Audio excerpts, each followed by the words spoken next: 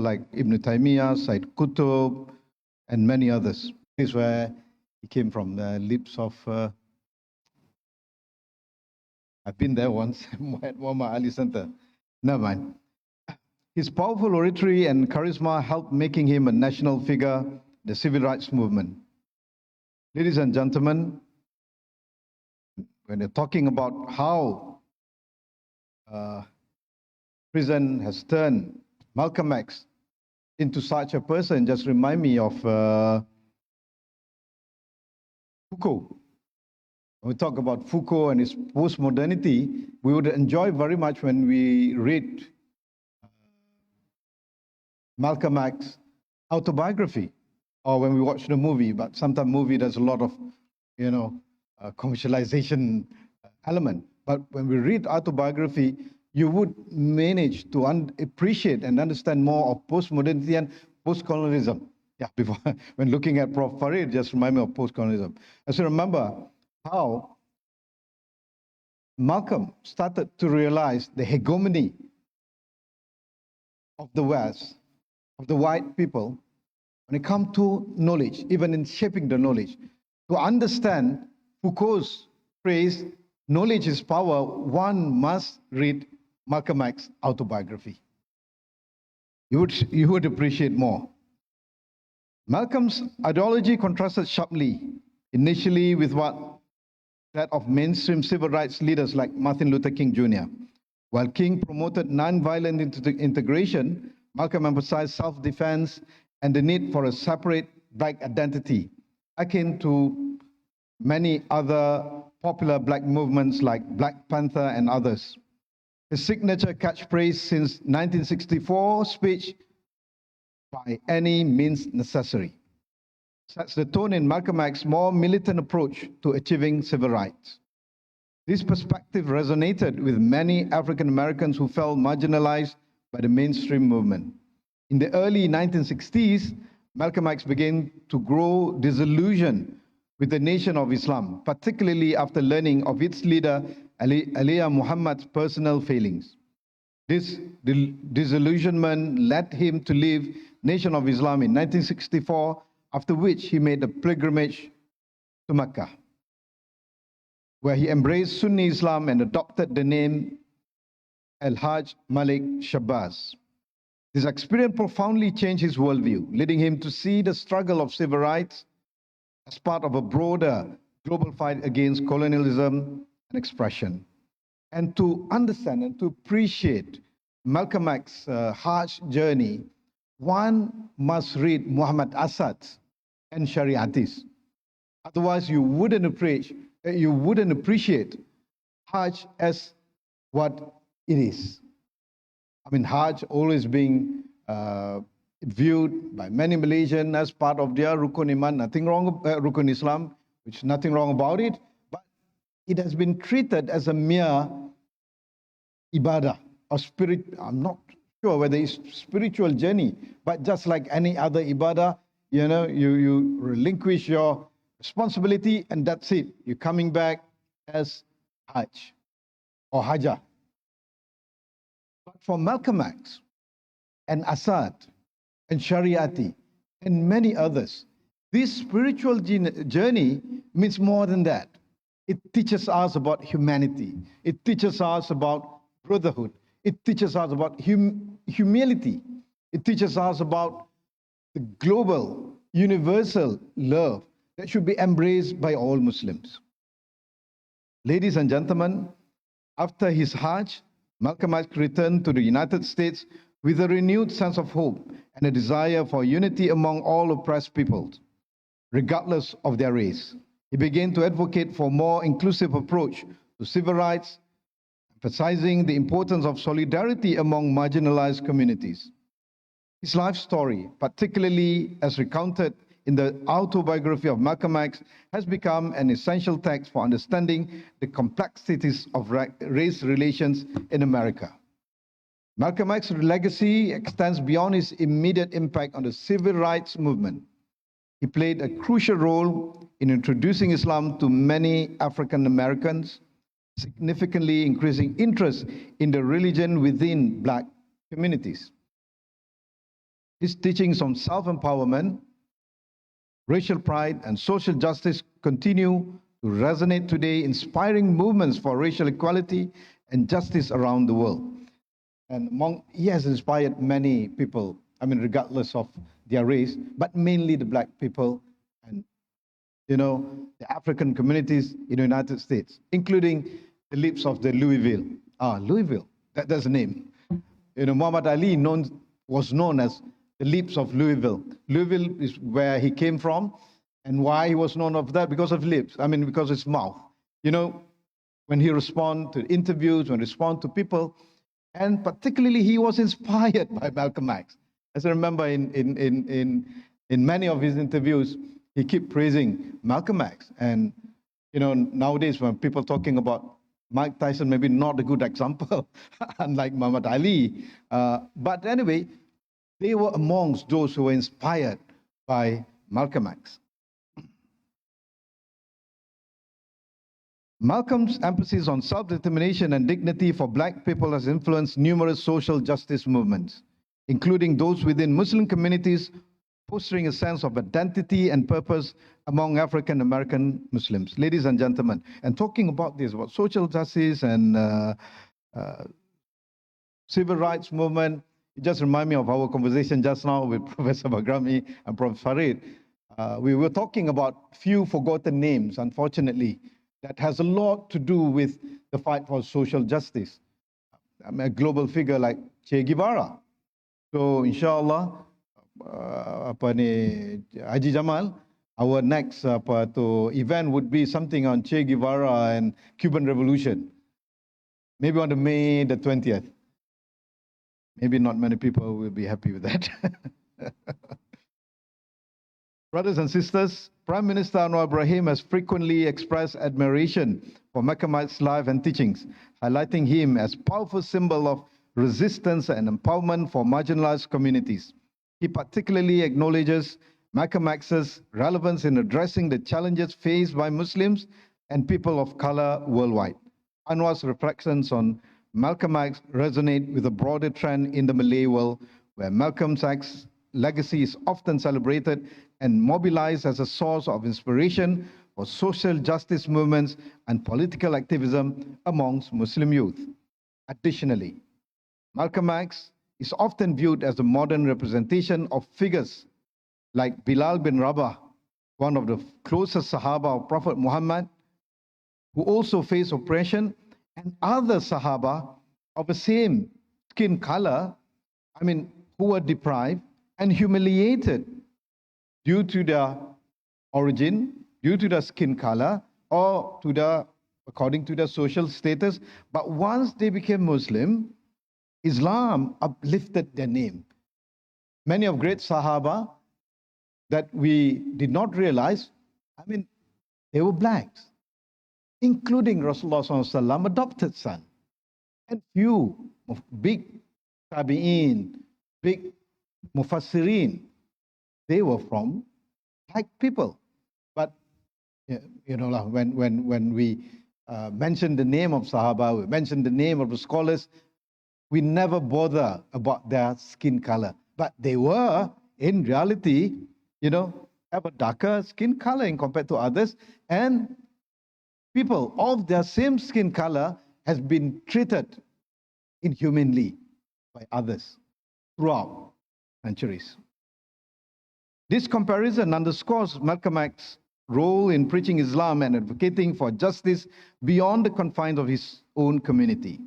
Anwar Ibrahim's engagement with Malcolm X's legacy illustrates the enduring impact of Malcolm's idea on contemporary political discourse and activism within Muslim communities. Ladies and gentlemen, as we reflect on Malcolm X's enduring legacy, we find profound inspiration for the Muslim global society in this challenging period.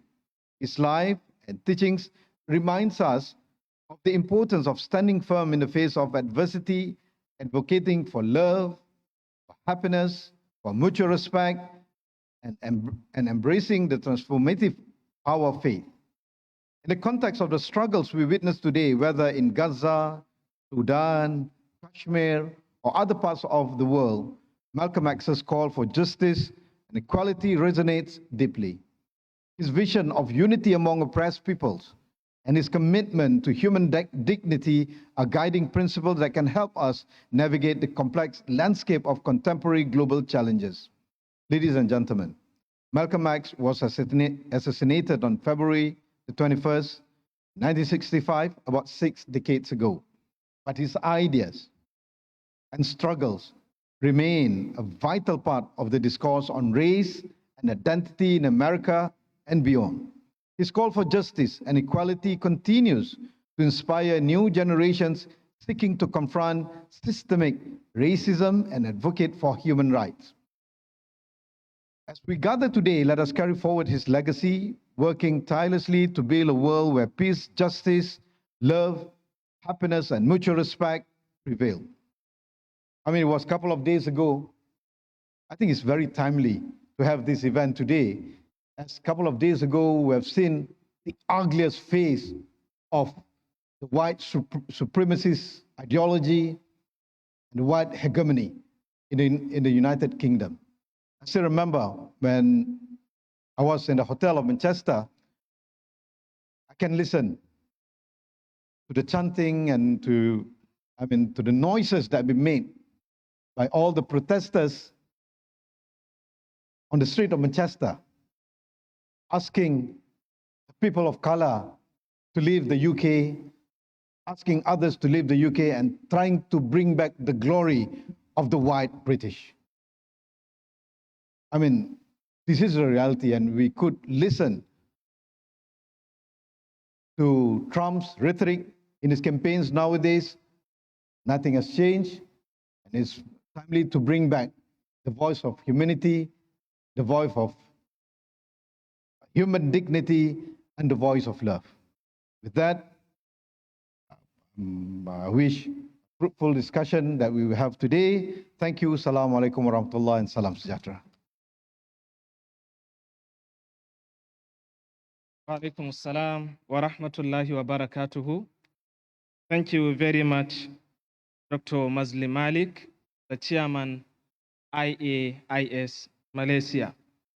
This is indeed an eye-opener, a very inspiring and captivating keynote address with which we better understand who Malcolm X was. Indeed, his journey to Mecca, to pilgrimage, was a turning point in his life, because it was after that, in fact, through his letter from Mecca, that he changed his own movement from racism to humanity. And he declared that we need to expand the civil rights struggle to higher levels. And the higher levels, he meant civil, or rather human rights beyond civil rights.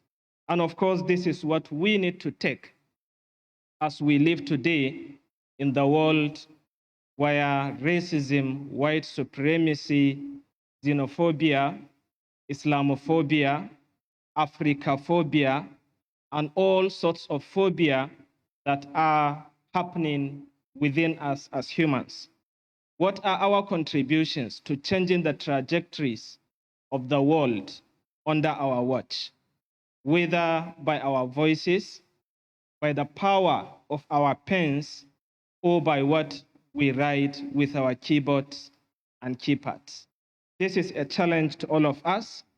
But before we move into the forum, I would like to call our attention particularly to a short video that the organizers of this very important event want us to watch. A summary of the 40-year lived Malcolm X from 1925 to 1965. Happy viewing, and I hope we will have a very important lesson to learn from itself as the free world and a democracy, at the same time has 22 million of its citizens who aren't permitted citizenship. Why that in itself reflects lunacy.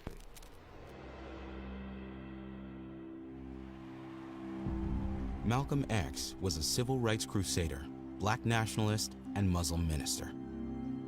He was born Malcolm Little on May 19, 1925 in Omaha, Nebraska. Malcolm's father was a Baptist preacher and outspoken supporter of black activist Marcus Garvey. As a result, the Littles were frequently terrorized by white supremacist groups. Despite his family's attempts to evade harassment, young Malcolm felt the trauma of racist violence firsthand when his father was killed under mysterious circumstances. A brilliant student, Malcolm was discouraged and demeaned by white teachers who ultimately pushed him to drop out of school at age 15.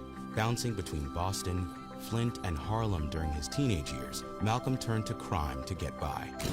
In 1946, at age 21, he was arrested for burglary and sentenced with 8 to 10 years in prison.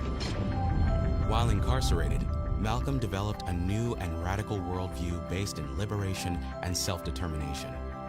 Through the influence of fellow prisoner John Bembry, Malcolm became an insatiable reader. He soon found himself drawn to the teachings of the Nation of Islam, a pro-black religious group led by Elijah Muhammad. Accepting his new faith, Malcolm severed ties to the past, changing his last name to X as a representation of his lost African surname. After his release on parole in 1952, he worked to develop the nation's ministry and expand its membership. In 1958, Malcolm married fellow NOI devotee Betty Shabazz, with whom he would have 6 children. Malcolm's rapid rise in the organization mirrored the electrifying appeal of his teachings among African Americans. The wider public caught a glimpse of his movement's power one night in 1957, when Malcolm organized hundreds of black Muslims in Harlem to ensure the safety of Hinton Johnson, a hospitalized victim of police violence. Malcolm's vision of black nationalism, which did not rule out violence as a means of overcoming white oppression, was met with fear and skepticism from mainstream white audiences and quickly attracted the attention of the FBI. Still, Malcolm's role as a powerful voice in the civil rights struggle continued to build momentum. By the early 60s, however, Malcolm had grown disillusioned with the Nation of Islam after learning of Elijah Muhammad's extramarital affairs. In 1963, Malcolm publicly cut ties with the organization. Shortly thereafter, he traveled to Mecca and Cairo on a cultural journey that reaffirmed his faith and cultivated his hope for a peaceful resolution to the struggle for racial equality. Still, Malcolm X's return home was not easy. Death threats, many from followers of Elijah Muhammad, plagued him and his family. Eager to make a lasting statement, Malcolm X collaborated with writer Alex Haley on an autobiography. Sadly, he would never see the book's success. On February 21, 1965, before a speech in Manhattan's Audubon Ballroom, Malcolm X was shot to death by 3 members of the Nation of Islam. While Malcolm's journey was cut tragically short, his words and spirit continue to shed light on the nature of inequality and the path to peace. He remains one of the most influential figures in American history.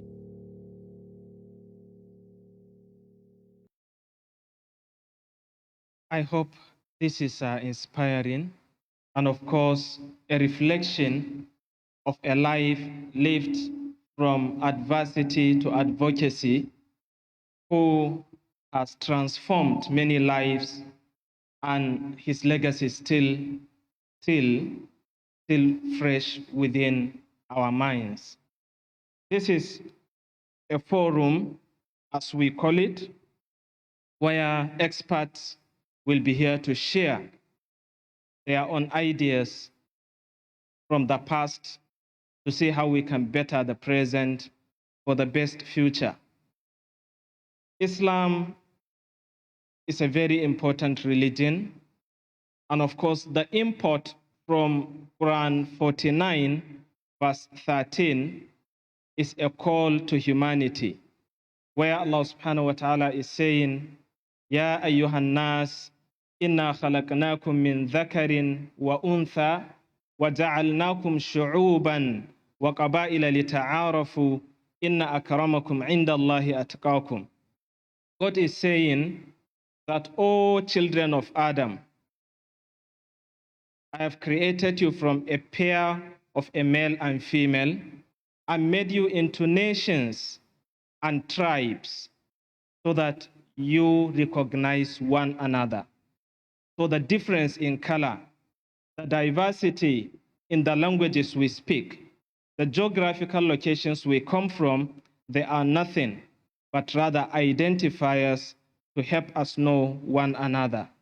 I trust the Prophet sallallahu alaihi wasallam who said, "Kullukum min Adam wa Adam min turab," that all of you are from Adam and Adam is from the soil. لا فضل لعربي على عجمي ولا لأبيض على أسود إلا بالتقوى. He said, certainly you are all from Adam, and Adam is created from clay. There is no superiority of a white over a black, such that there is no superiority of an Arab over a non-Arab. This is what we call humanity, and I trust this forum will, inshallah, shape our minds and to rejuvenate our own thinkings towards actualizing this spirit. May I invite Brother Muhammad Azhar Muhammad, a researcher at the International Institute of Advanced Islamic Studies, to come and moderate this very important session where we will have a discourse on empowerment and equality, continuing Malcolm X's vision. Brother Muhammad, come to the stage as you welcome the panelists, and I hope that inshallah we give our rapt attention with emphatic listening to get the gist of the discourse. Enjoy the session with Brother Muhammad Azhar Muhammad. Assalamu alaikum wa rahmatullahi wa barakatuh.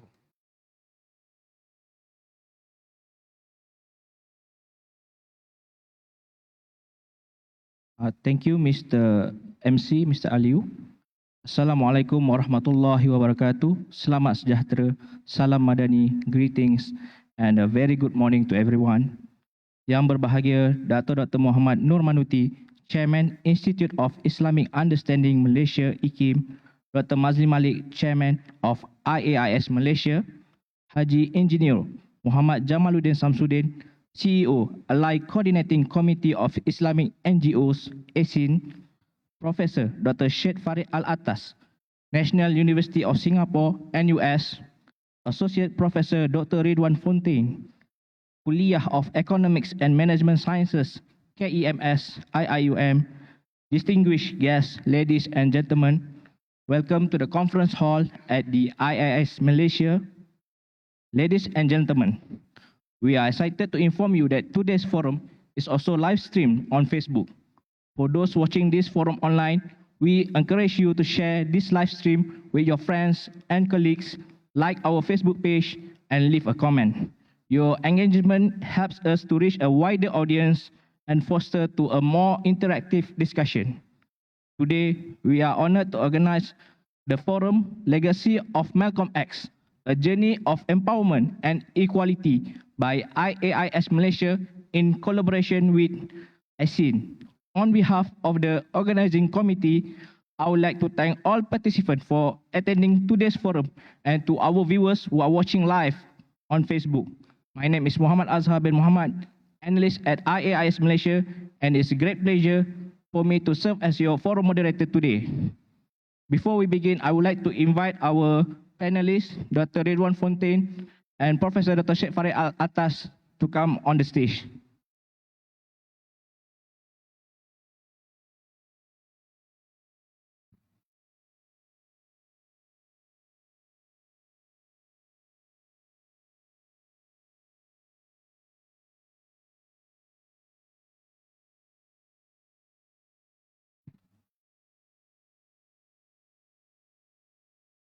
Ladies and gentlemen, Malcolm X was a charismatic speaker and a sharp critic of the mainstream civil rights movement, which he believed was too accommodating to white society. He famously advocated for black self-determination, self-defense, and economic independence. His views evolved over time, especially after his pilgrimage to Mecca in 1964, where he embraced a more inclusive vision of racial unity and began advocating for human rights on a global scale.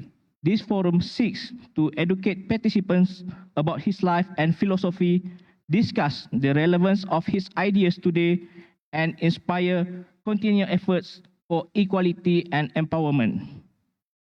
Before we begin, please allow me to introduce to our distinguished line of panelists.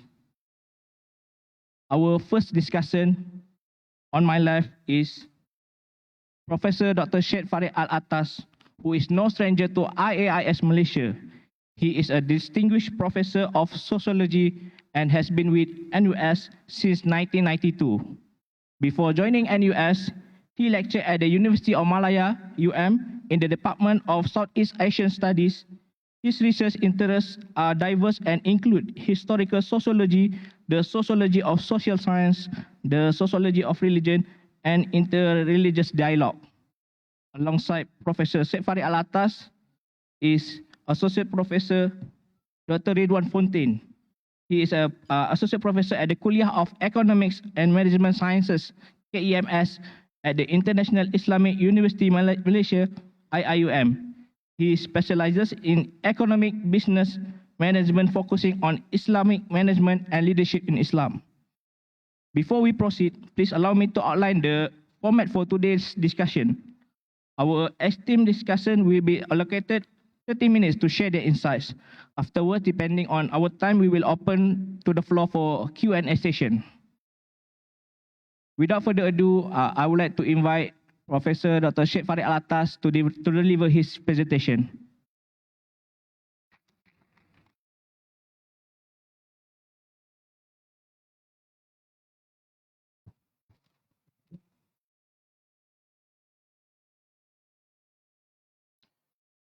Dr.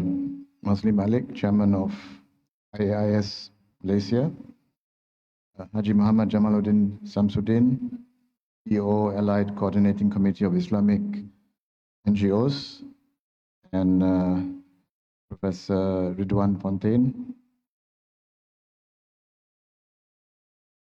Assalamualaikum warahmatullahi wabarakatuh. I'd like to begin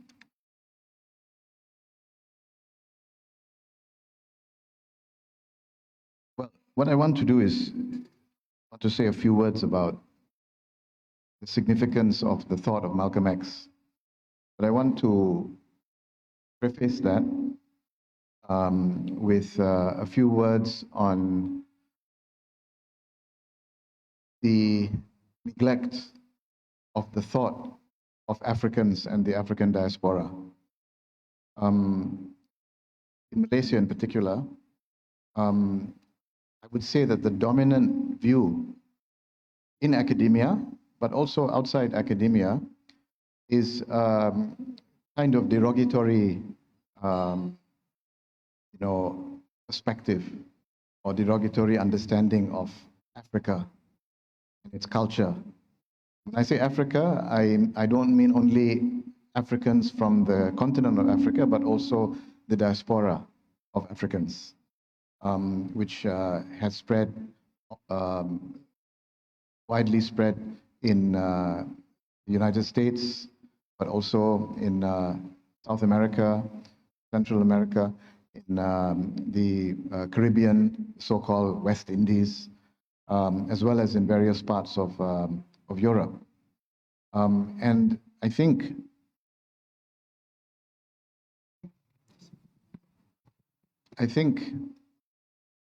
in Malaysia, we are, and I'm referring also to academics, we are quite unaware of the tremendous contribution of thinkers and activists and scholars from Africa and its diaspora to critical thinking, to critical thought, to the centuries of anti-colonial movements around the world, in Asia, in Africa, in Latin America.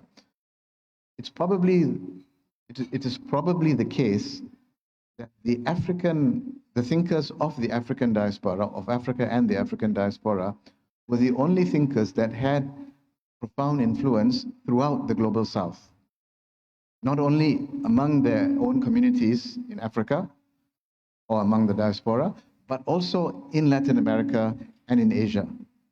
So you have a situation where great thinkers, anti-colonial thinkers like Albert Memmi or Frantz Fanon were not only influential in their immediate communities. Aimé Césaire and Frantz Fanon were from Martinique, but they were also influential throughout Asia and Africa and Latin America. And it is rare to find thinkers from Asia who had such an influence.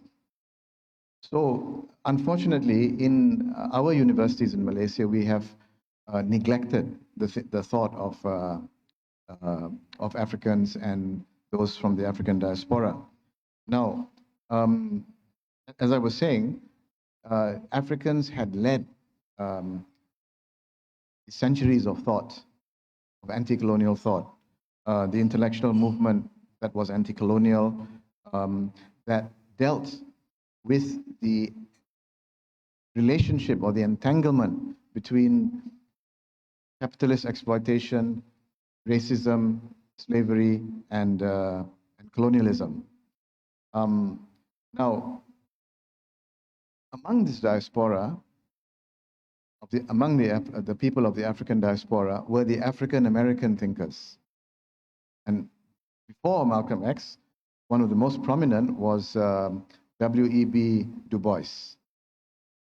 Now, W.E.B. Du Bois was a sociologist, an economist, who was the originator of the first school of sociology in America. A lot of people consider the Chicago School as the first school of sociology, but in reality it was the Atlanta School where W.E.B. Du Bois taught, that preceded the Chicago School. So when I say school, I don't mean the institution, but a tradition of thought. This was established by W.E.B. Du Bois when he was a researcher at Atlanta University. And you have other African American thinkers who contributed tremendously to our understanding of how race and exploitation go hand in hand. Because I think one of the important lessons of these thinkers is that the system that we live in today, capitalism, is fundamentally an exploitative system which requires all kinds of differences. The severe dehumanizing exploitation of the vast majority of human beings on this planet can only take place if the people at the top are able to differentiate themselves from those that they exploit. It's very difficult to exploit people to the extent of dehumanizing them if those people are very similar to you. You see what I'm saying? If, for example, we find it easy to crush a cockroach, but we find it difficult to crush a cat or even a rat, and certainly a monkey, a chimpanzee, because they are closer to us. We see more humanity in a cat, in a dog, than we do in a cockroach. The same thing goes with fellow human beings. When we see human beings, have the same culture as us, the same skin color, the same values, the same religion, far more difficult to dehumanize them as compared to human beings that we encounter who are very different from us and whom we feel are inferior to us. So with the first series of European colonization, the European colonization of the Americas, when Christopher Columbus arrived in America, the dominant view among the Spaniards and later the Portuguese was that the natives of America were subhuman. And this view about their subhuman status was debated in the Catholic Church in Spain. One position was that Native Americans were subhuman, and therefore it was justified to enslave them. So you see this idea that there are other people, other humans who are not as human as we are, who are less than human, was a necessary idea in order to justify enslavement and, in general, economic exploitation. So we find that from the very beginnings of capitalism and colonialism, the people exploited by European colonizers were non-white people. And that continues until today. The most exploited people in the world today are people of color, so-called people of color, right? Blacks, browns, so on and so forth. Maybe not in the form of slavery as it was in the past, but in the form of other forms of exploitative labor. So this is the context in which we I think, should be interested in Malcolm X. Now, coming to Malcolm X, I would also want to suggest that Malay studies should look at Black studies as an exemplar. That Malay studies, and I'm referring specifically to Malay studies in Malaysia, should be a kind of should have a kind of approach that is critical, hard-hitting, and non-hypocritical. Critical and not hypocritical, hard-hitting, that looks at reality as it is, exposes problems, exposes exploitation, exposes corruption, and so on and so forth. This is what we have to learn from Black studies. And of course, Malcolm X is a very important figure who contributed to Black studies in the United States. Indeed, we can say that Malcolm X embodies what came to be known as critical theory or critical thought. Now, the thing about critical theory is that it is any form of theorizing which is critical of domination and inequality in history, in the past, as well as in our contemporary society.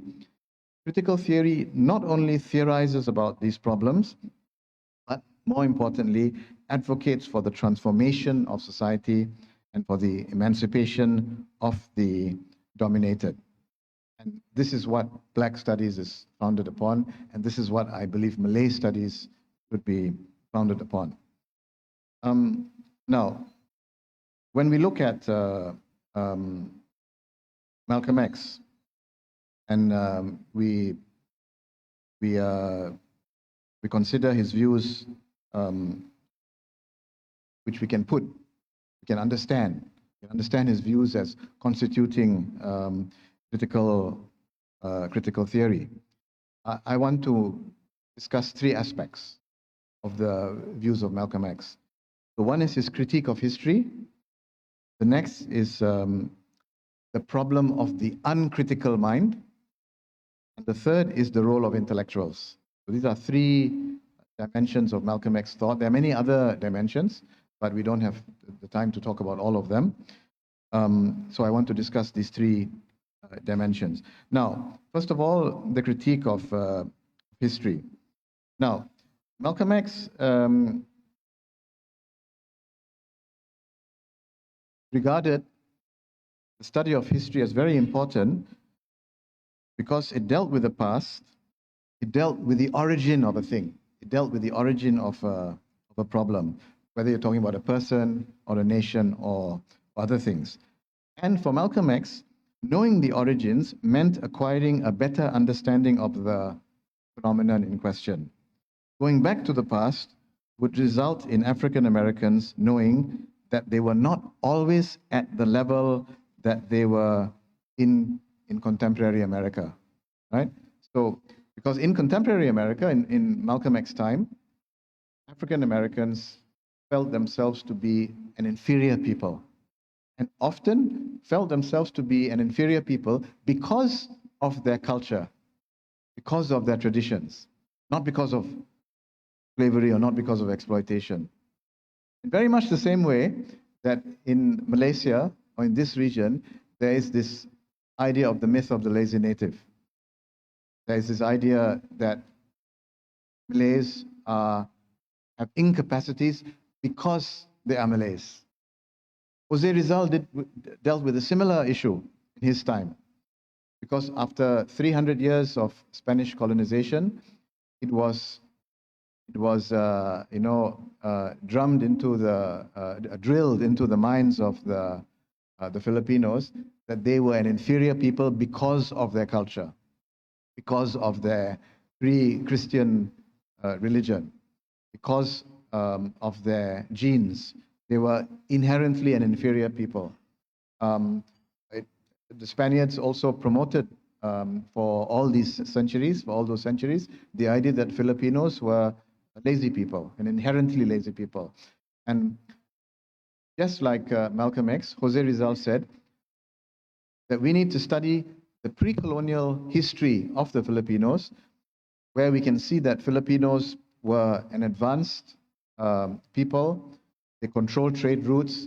They had industry. They had shipping industry, for example. They built ships, so on and so forth. They had kingdoms. They had rational law, a legal system. In other words, they were not an inferior people. And if they were inferior today, it is because of colonialism. This was Rizal's logic. So in other words, as Malcolm X said, going to history to study your past, to know that you are not the way you are today. This was his reason for studying history in a critical manner. Now, the problem is one of the problems for Malcolm X was that the average Negro, as they were called in his time, the average African American was not able to think in this way, was not able to think critically. The average African American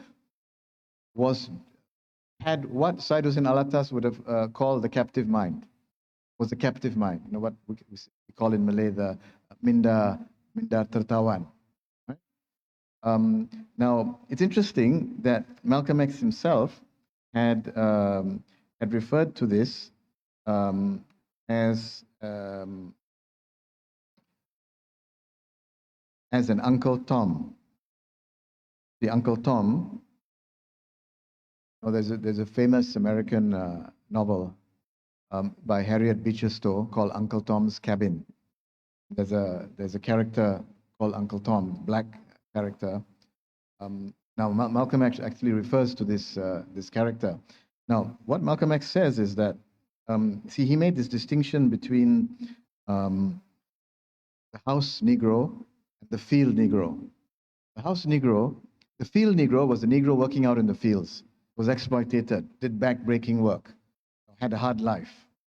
And he resented and hated the master, the slave owner. The house Negro worked in the house, as a valet, as a something like a housekeeper. But he worked in the house, lived in the house, and over time developed more of sort of identified himself and with the master and cared more for the master. So the house Negro was less critical of his state of slavery as in comparison with the field Negro. Malcolm was saying that house Negro was something like Uncle Tom, right? Uncle Tom was this, African black or Negro character who was taught by the white man to teach Negroes to love thine enemy, right? To teach Negroes to love their masters and to keep them from resisting slavery. So this was the problem.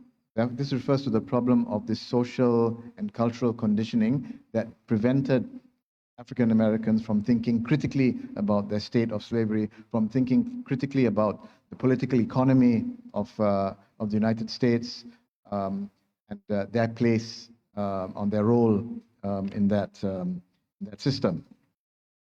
Now, Malcolm X also wrote about the role of intellectuals. And as far as he was concerned, the primary role of the intellectuals should be to promote or adopt black nationalism. Now, of course, there are some similarities and I think lessons that we should learn from Malcolm X that are relevant to us in Malaysia. I think the idea of House Negro and Field Negro are very interesting ideas. The critique of history, and in that context, the entanglement between racism, and capitalism, and colonial and slavery are important ideas that we can learn from when we study our own history.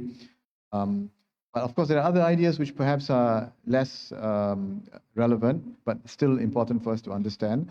One of those is black nationalism. Perhaps that idea is not... Black nationalism, as advocated by Malcolm X, can be misunderstood and misapplied in the context of Malaysia. Because we may imagine that Malay nationalism is the parallel of black nationalism. But I think we should be careful about that, because it's the contexts are entirely different. But when Malcolm X said black nationalism, he meant that the black man must control the radio, the newspapers, and the television for their own communities. And he also meant that they must do these things necessary to elevate themselves socially, culturally, and to restore racial dignity, but not to promote reverse racism, not to distort, not to control the media and so on and so forth, to distort reality in favor of blacks, right? In the way that the white control media distorts reality in favor of whites. So we want to talk about Malay nationalism. I think that's fine, but not in the sense of kind of nativism that distorts reality. For example, when some of the Malay nativist scholars say that the history of Malaysia is the history of the Malays, and that the contribution of the non-Malays is insignificant or less significant, or are merely fragments. This would be an example of Malay nationalism gone wrong. And indeed, we do have these problems. We have some of these kinds of extremist nationalist ideas even in our school textbooks. Now, how much time? Lost track. Are you keeping? Again? And wrap it up. Okay.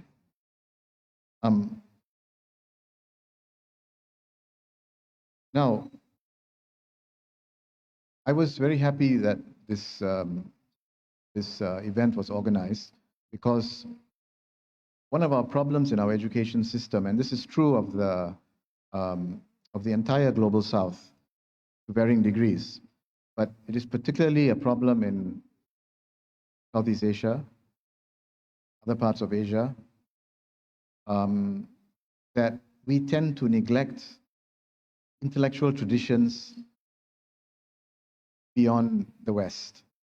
And even when it comes to the West, our attention to intellectual traditions is very narrow.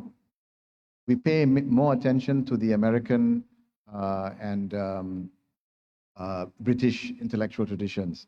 And even when it comes to the American and British intellectual traditions, it is more to the mainstream traditions. So, for example, there's very little interest in Malaysia on African American thought. There's very little interest in Malaysia on indigenous thought associated with North American indigenous thought, or the you call it First Nation, the thought of the First Nation people. When it comes to Australia, New Zealand, it's the same thing. We may know some Australian works, but we have very little interest in indigenous thought. When it comes to Europe, we are more or less oblivious to the entire tradition of European thought. We know British conservative ideas. We may know some of the French works, only those which are translated to English and which become popular in America. Then we receive these ideas. So we know Foucault and Bourdieu because they've been translated to English and they became popular in America. But the rest of French thinking, Italian, Portuguese, Spanish, not to mention the entire Russian tradition, are more or less unknown to us and are not taught in our universities. This is something we really need to rectify. Even worse is our neglect of intellectual traditions from the Malay world. And for that reason, Malay studies in Malaysia is most backward. And it is interesting, but also on the other hand, a matter of shame for us to have to admit that Malay studies in Malaysia does not dominate the field of Malay studies on a global scale. That we do not control or command the discourse on Malay studies, on Malay topics. For example, if I give you the example of historiography, for example, we have not defined the field. The same thing, sociology, anthropology of the Malay world. Right? We do not. I will just give you a very simple example. There, in the anthropology of Indonesia, when I say Malay, I mean the Malay world. Yeah. When you talk about anthropology of Indonesia, there are 2 or 3 central concepts in the study of Indonesian society, which have become very well known among anthropologists and sociologists, and even historians. These are concepts of abangan, santri, and priai. These are from the Javanese language.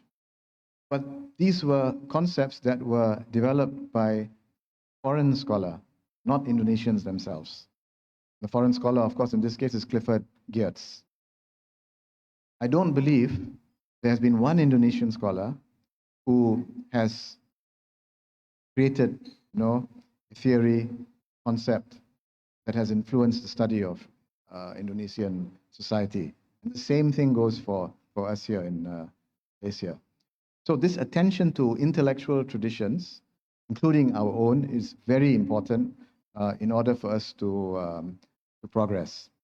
That, of course, requires revamping our education system, requires shaking ourselves, off the, from the session with ranking, because with the ranking system, you are continuously trying to compare yourselves with the top universities in America. We're trying to be like them. In others, we are being Uncle Toms, right?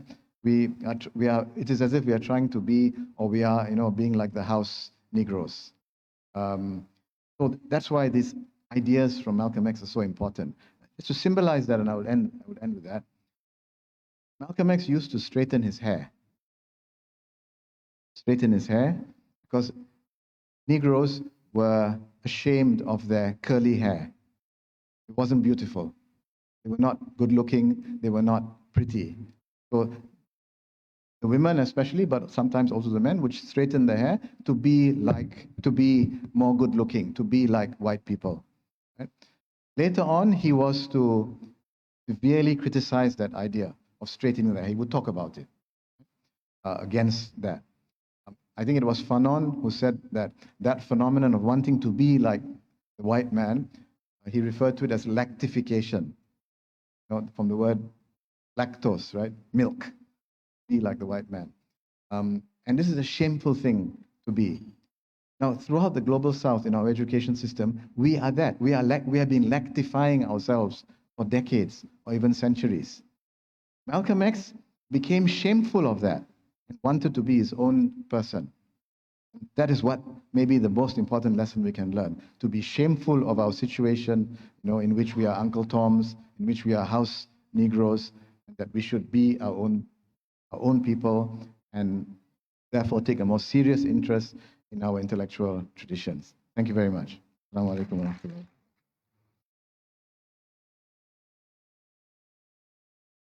Thank you to Professor Dr. Sheikh Farid Al-Atas for his enlightening presentation just now.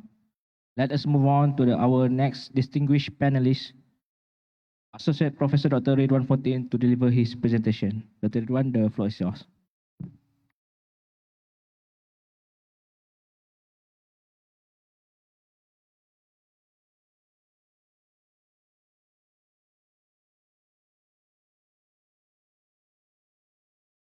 Bismillahirrahmanirrahim. Assalamualaikum warahmatullahi wabarakatuh. So this is my timer. So inshallah, I will stick to the time. I say that because people wonder, why is he looking at his phone? Bismillahirrahmanirrahim. Assalamualaikum warahmatullahi wabarakatuh. Yang bahagia Datuk Dr. Muhammad Nur Munati, my former colleague and close friend Dr. Mazli Malik, Haji Engineer Mohammed Jamaluddin Samsuddin, and Professor Dr. Said Farid Al-Atas, and all invited guests and I guess people who are online. Assalamualaikum wabarakatuh. So I'm going to share some reflections on Malcolm X. Obviously, that's the theme of the conversation. But in order to do that, I need to talk a little bit about adult learning. So I'll spend 5 or 10 minutes talking about adult learning, and then I will relate that to the life of Malcolm X. So I'm sure all of you are aware that there are two main forms of education. One is called pedagogy, and pedagogy is literally teaching children, right? And the way we teach children is we give them facts. If you have a child at school who doesn't know that the capital of France is Paris, so you tell them, this is what you need to memorize. And then we'll give you a test, and if you have scored in the test, then you get a good grade. So pedagogy is really just about learning facts, which makes sense for children. Adult learning is education for adults. By the time people are adults, they already have the facts, but they have formed opinions. They have formed worldviews. And these opinions and worldviews might be useful or counterproductive, right? So for example, as a lecturer, I can guarantee you that the majority of my students have got a worldview that is counterproductive. And their biggest problem is with social media. And I have intense debates with my students about social media and how they're, brainwashed by social media. I say, no, sir, this is the truth. Not the truth, it's social media. It's a distortion of the truth. Now, the thing with adult learning is really, ultimately, it's not about learning new things, but it's about changing people's mindsets. Now, this word mindset is a very tricky word because we use it all the time, but we don't always fully understand what it means. Changing a mindset is something which is very emotionally painful. And I'm going to give you two stories to really try to illustrate what is a mindset. So, alhamdulillah, I was born in London in 1970. I was born in a non-Muslim family, in case people were wondering. Right? Sometimes people spend the whole lecture trying to figure out what I am. And I converted to Islam in 1993 when I was 23. And at one time I was living in the UK with Malay students. They were doing their postgraduate students and studies and so on and so forth. And I was sharing a house with a friend, Malay friend, and yes, he was getting an allowance, but it wasn't that much. So he used to work part-time, and he used to work in a bakery. And one day he came back home, and he looked at me and said, Ridwan, I've seen something incredible. What did you see? And he said, I saw a Mat Saleh who doesn't know how to read.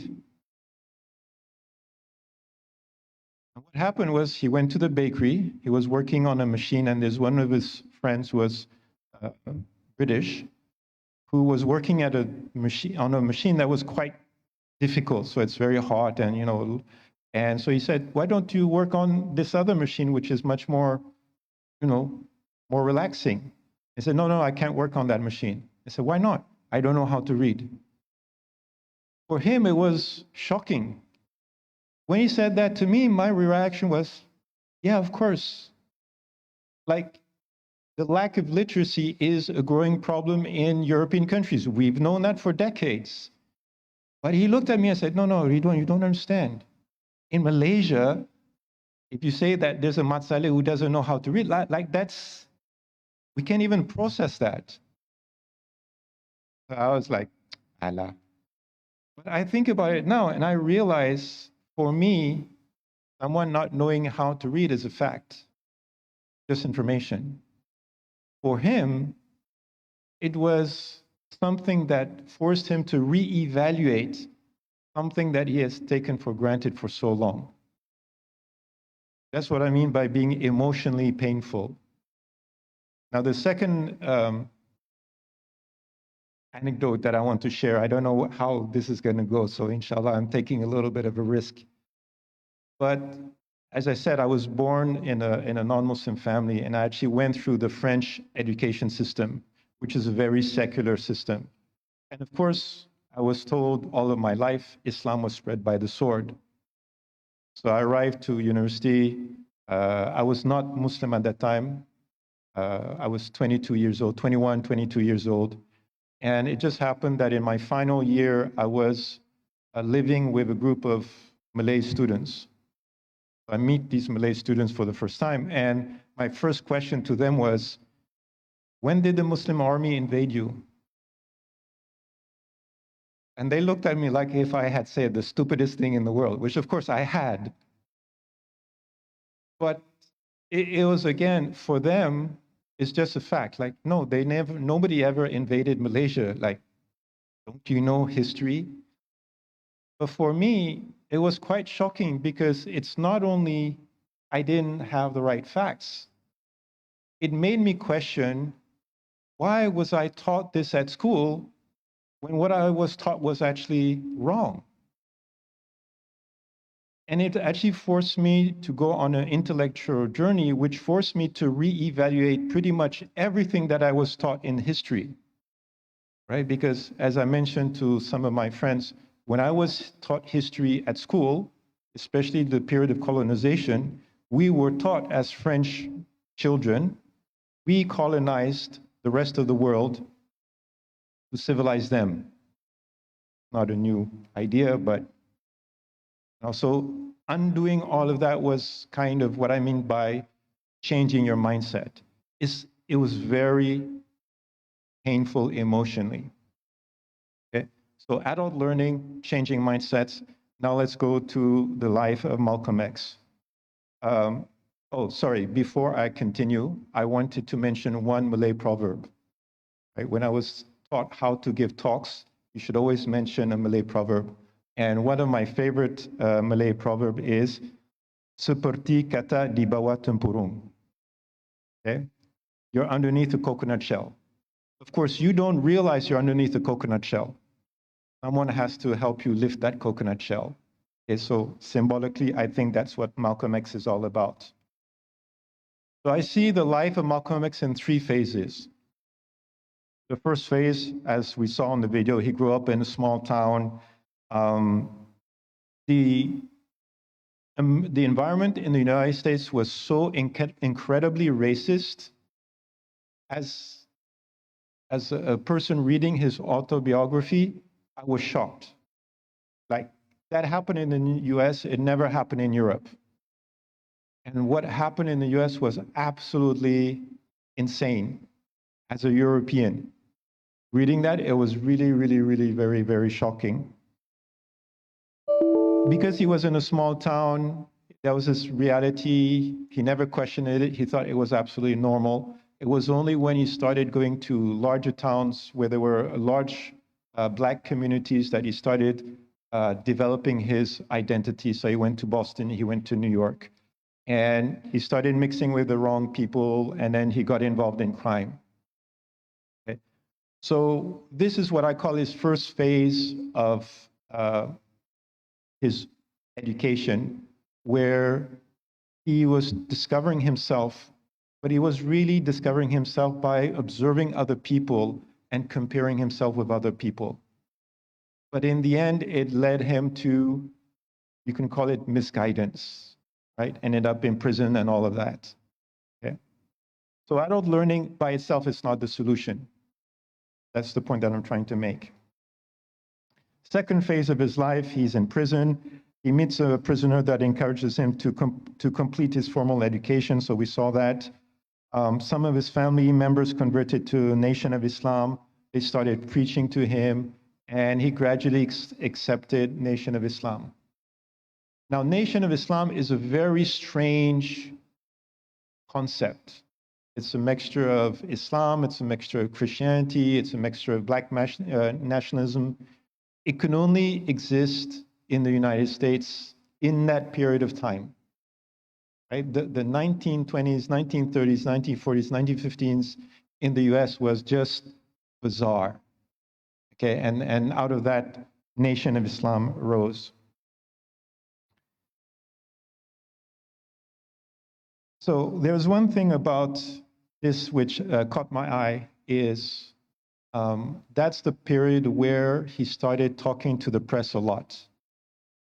And one thing, when I read his biography, what was very, very clear is he was very skilled at dealing with the press.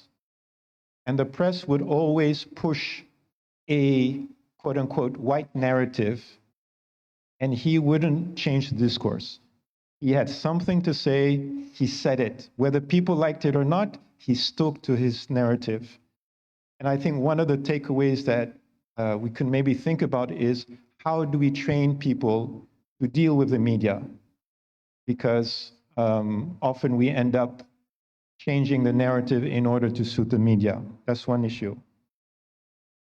But ultimately, if you are involved in adult learning, but you're interacting with the wrong people, again, more towards ideology like Nation of Islam, you end up being confused and misguided as well. Then there's the third phase of his life, where there starts to have problems in the Nation of Islam. He discovers the moral weaknesses of Elijah Muhammad, the founder, and in 1962, for some reason, he was banned.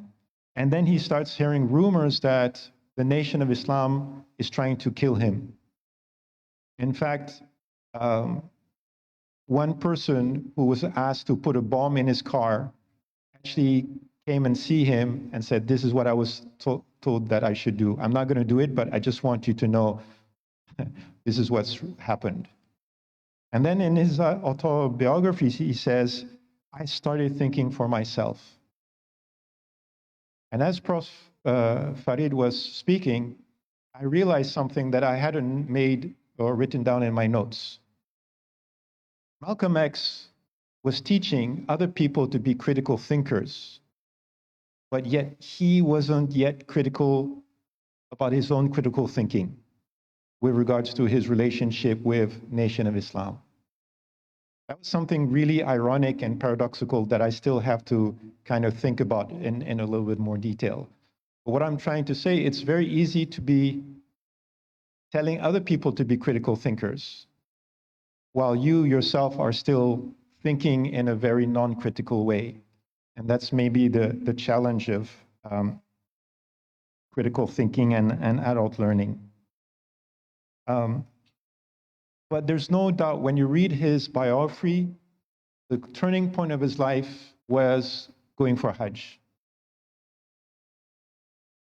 And the way he describes it is very simple. He met Muslims from all over the world, all different colors, all different races, and they had one common theme. They were nice people. That's it. Akhlaq, good manners. Okay? And I can relate to this because I came to Malaysia in 1992. I was 22 years old. I wasn't yet a Muslim. And I fell in Malaysia because I met people who were nice. So, you know, sometimes when we talk about dawah, we forget the most obvious. It all starts with akhlaq. Now, again, by this time, Malcolm X had gone through a very emotional reassessment of his life, right? When you find out that the people that you've worked with for 12, 13, 14 years are trying to kill you, that's not something that is easy. And there's one paragraph in his autobiography which really caught my eye, which also made me think. So I'm quoting from his autobiography. That morning, so he just started doing his Hajj. He's started thinking about his experience.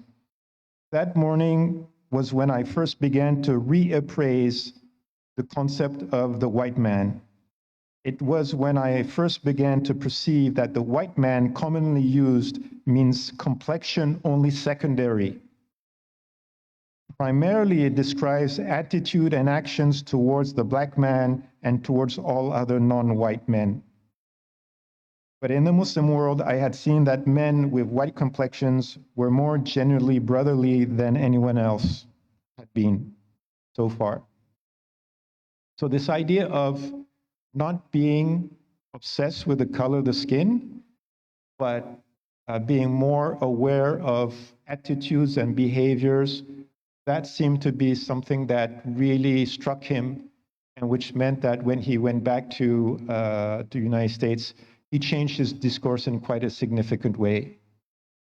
Okay. Now, of course, a lot of things can be said more about Malcolm X. I want to kind of link this to what's going on in Malaysia and the way forward. I've been in Malaysia for 25 years, and I've been teaching in different universities in 25 years. What is very obvious is there's a lot of confusion about what is the real nature of education. So historically, there's two ways of thinking about education. One is education is about developing good citizens, right? Simply people who can interact with other human beings in a positive way, in a respectful way, in a kind way. At the end of the day, you as a citizen, you have a moral obligation to uphold the law. You don't uphold the law when it's convenient. You don't uphold the law when you see a police car. You should naturally uphold the law because that's the natural thing to do. And you pay your taxes and all of that. Okay. To be a good citizen, primarily you have to be a critical thinker. You have to have this idea that it's not just about myself, it's I am part of a society. And I value being part of a society. And there's give and take. And you appreciate that everybody in the society has got a positive role to make. Okay. The other way of looking at education, it's basically you go to university to get a job. So I'm an accountant, I'm an engineer, etc., etc. What happens to the society? I don't really care. I just want to make money, right? Unfortunately, many Malaysians are really thinking about getting a job. I'm not saying they're bad citizens, right? I'm not accusing them of being bad citizens. But the way the education system is working at the moment is the priority is just get a job. If you get a job, especially if you get a good paying job, you live happily ever after. That's kind of the scenario. So how do you develop good citizens? I come back to this idea of adult learning.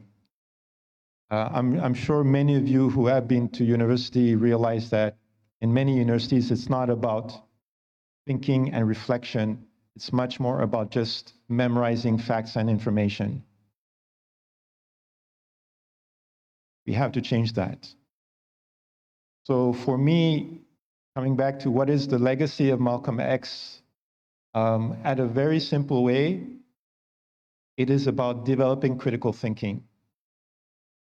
But critical thinking needs a certain approach, which is adult learning.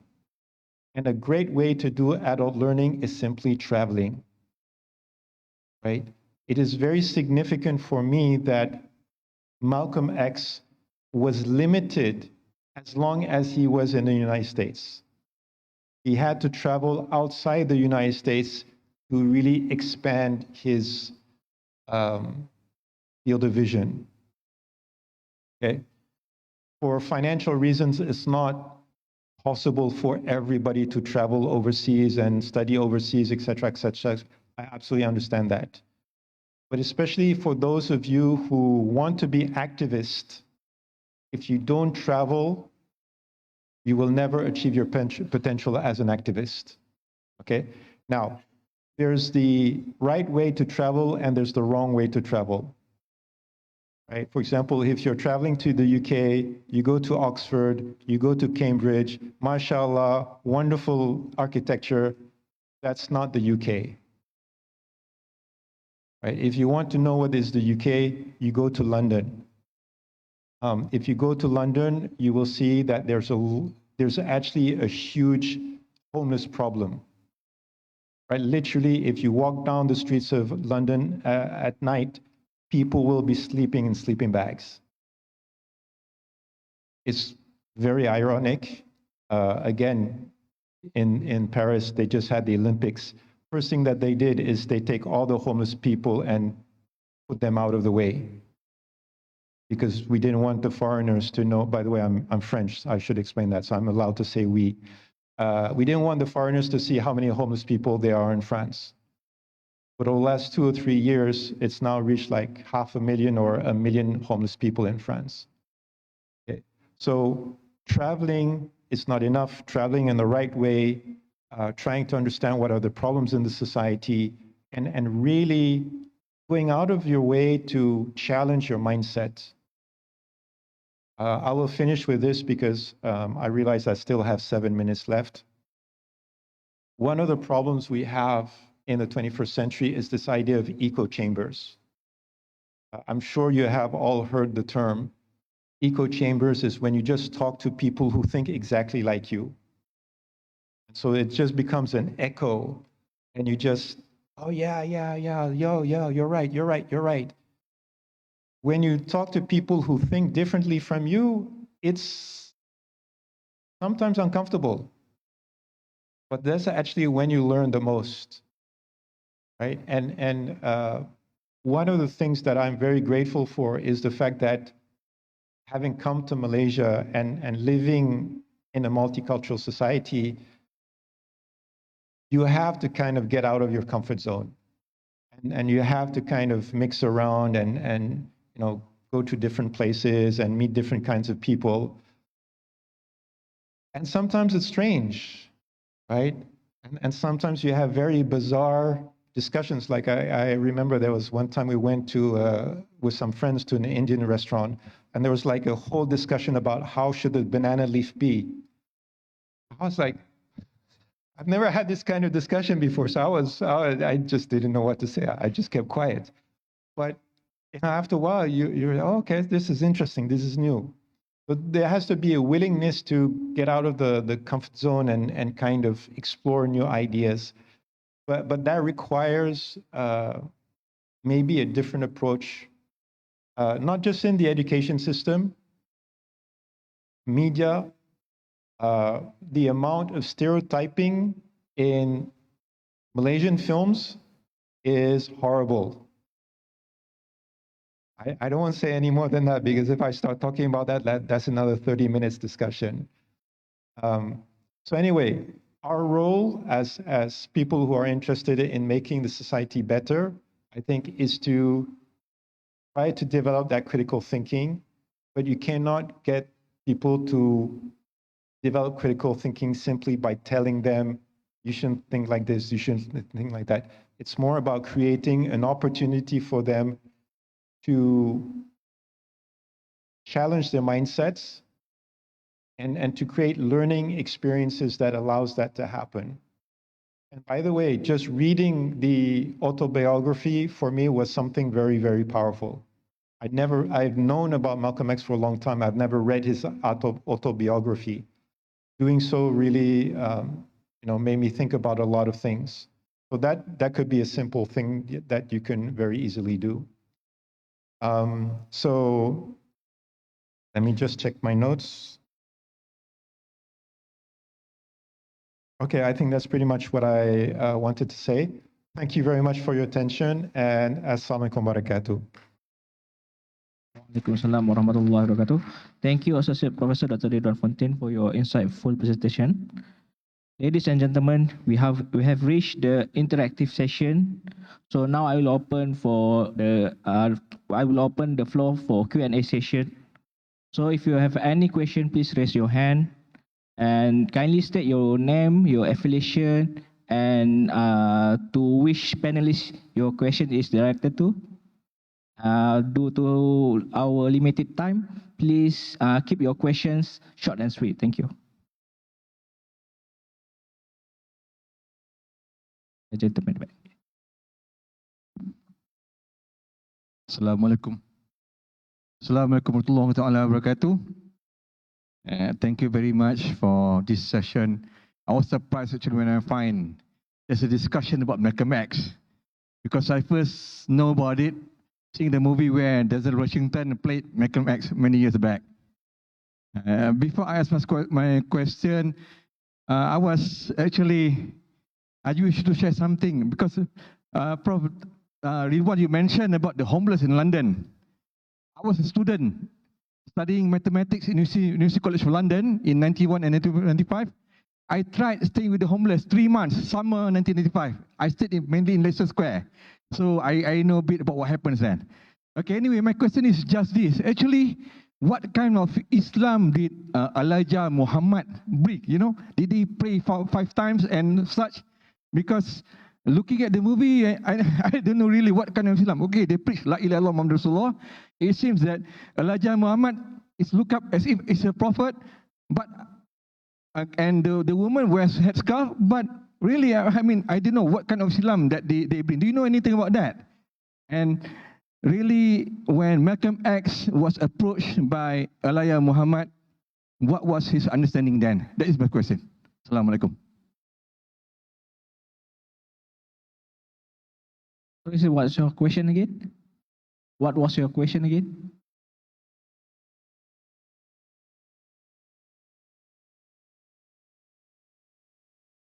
To which panelist your question is directed to? Oh, okay. Whoever can answer that. I'm not sure. Okay.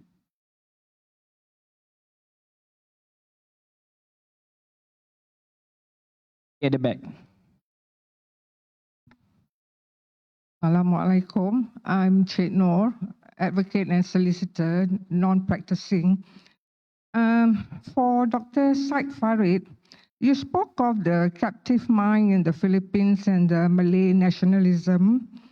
In the political landscape of Malaysia, UMNO in point, the practice of feudalism and the beholden to aristocrat and the leadership.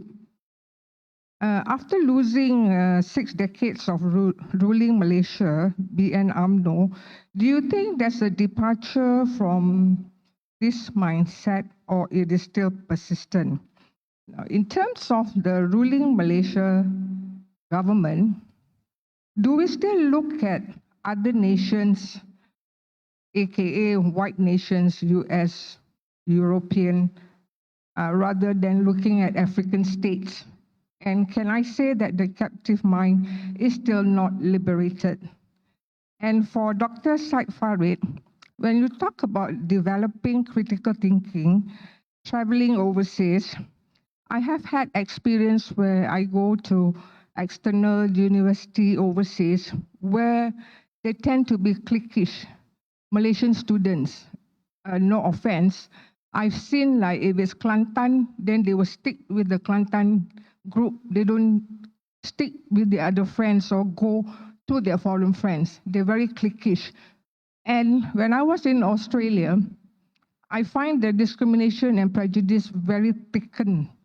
And even being someone who is well educated, I do feel that, they're still not open-minded.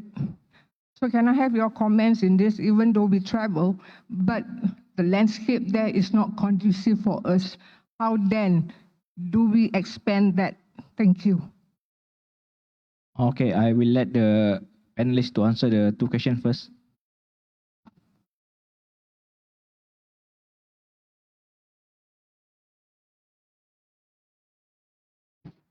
Okay, so first of all, let's address the question about Nation of Islam. He talks about what Nation of Islam believes and the practices in his book. So basically, the beliefs of Nation of Islam was very weird. It's a combination of Islam and Christianity. We have a lot of black nationalism as well. So it doesn't make any sense. That's why I say Black Nation of Islam can only really exist in the United States at that particular time. In terms of the practices, what is very obvious is when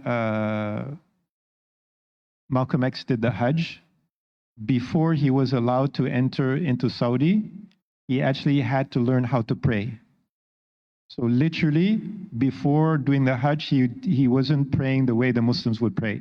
He probably prayed, like the Christians would do or something like that, but it wasn't a normal prayer the way we pray as Muslims. So it's kind of a very, very strange combination, which honestly, when you read about it, it's quite shocking as a Muslim. So with regard to the question about Malcolm X religion, the Nation of Islam actually, I think a lot of many people assume that the Nation of Islam religion is or was a part of Islam, or an orientation among the Muslims. And I don't think it was. I think it had some elements of Islam, of Islamic ideas in it. But I really see the Nation of Islam as an heretical branch of Christianity. I mean, the fact is, for example, the leaders like Elijah Muhammad hardly ever quoted from the Quran. They quoted more from the Bible. They had basically distorted ideas of Christianity. For example, they believed that Jesus was black. And they preached the idea that the white man was the incarnation of the devil.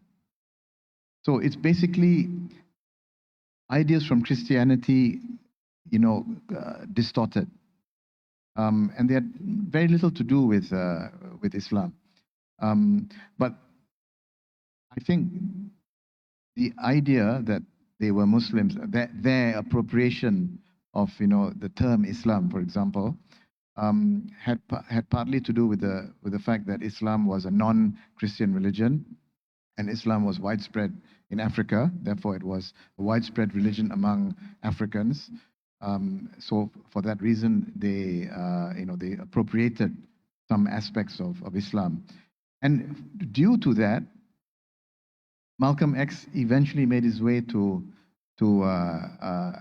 should I say, the real Islam, or to regular Islam.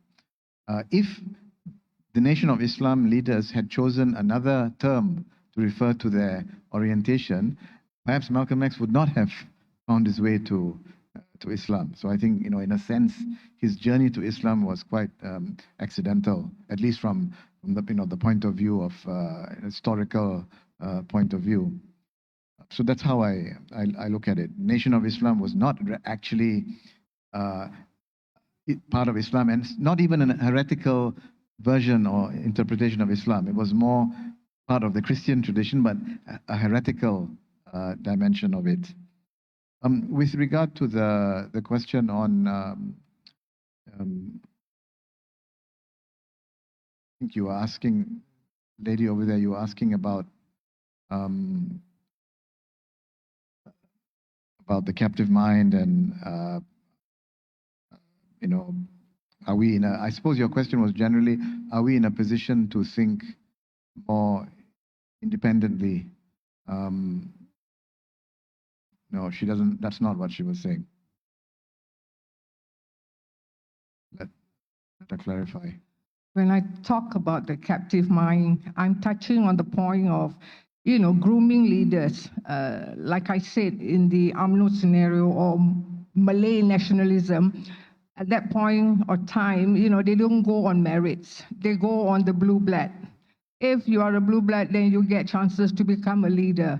So to me, the mind is still captive, that you don't go on merits, you don't go on somebody's potential. So after all these years, when that party loses after decades of ruling, are we still beholden to that kind of thinking that, the feudalism, aristocrats, blue bloods still rule the people today? I'm thinking there is still that element of captive mind, because you can't think independently. You look at someone, you think, oh, the father is great, so is the son.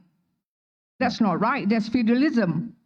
This is where I'm coming from. So is there a liberation on this point? Thank you. Yeah, all right, thank you.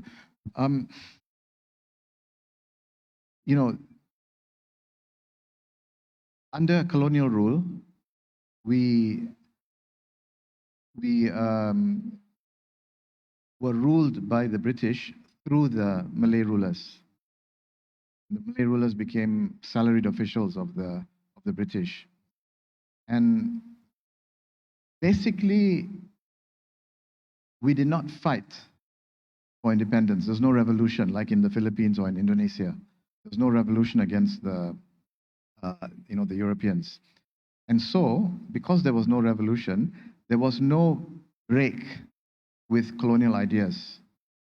So the Malay elite, and indeed the political elite, Malay and non-Malay, which took over the rule of this country after independence, actually ruled with colonial ideas, with a colonial mentality. For example, all the stereotypes that we have in this country, what the stereotypes we have about the Malays, the stereotypes we have about the English, about the Chinese, about the Indians, are inherited from the colonial period. The Malays are lazy, the Chinese are money-minded. The idea that the Chinese are money-minded is a fact. It is seen as a fact, not conceived of as a stereotype or a negative stereotype. It's simply seen as reality. And the Indians, what are the stereotypes about Indians? I can't remember them, but there used to be this idea that they are, prone to drunkenness, for example. That was in the past. But there are other stereotypes, and many stereotypes about all the different races. These are inherited from the colonial period. But in addition to colonial ideas, what has also persisted in our society is what you said, feudalism. Not the feudal system, but a kind of intellectual or cultural feudalism or psychological feudalism. We still defer to authority to people with titles. You know very well, if you live in a certain neighborhood, if you have a title like Dato or Tan Sri, you are served better by by government departments. Government departments are more, or even private organizations are more responsive to you when you have problems in your neighborhood. We are very much a society that cares a lot about titles. So we have, we have this intellectual or cultural feudalism. Now, part of the reason has to do with our neglect of intellectual traditions. We assume that Malay tradition is feudalistic. Of course, it is true that there is a very strong feudal tradition. There's a very strong feudal orientation in Malay tradition. If you read the Malay literature, classical Malay literature, you'll find a very strong emphasis on feudal ideas. But